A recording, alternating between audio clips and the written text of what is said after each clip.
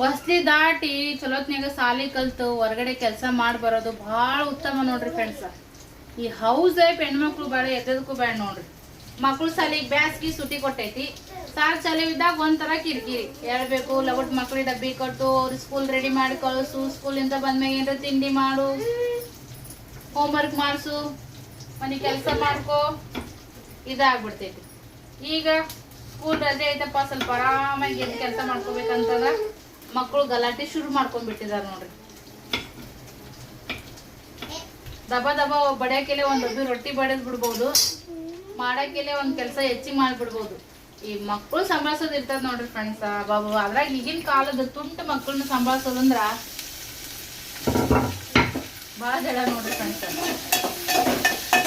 ಹೊರಗಡೆ ಹೋಗೋರ್ ದಿನ ಕಣ್ಣಿಗೆ ಕಾಣಿಸ್ತೈತಿ, ಮನ್ಯಾಗ ಮಾಡೋದು ಕಣ್ಣಿಗೆ ಯಾರಿಗೂ ಕಾಣಿಸಲ್ಲ.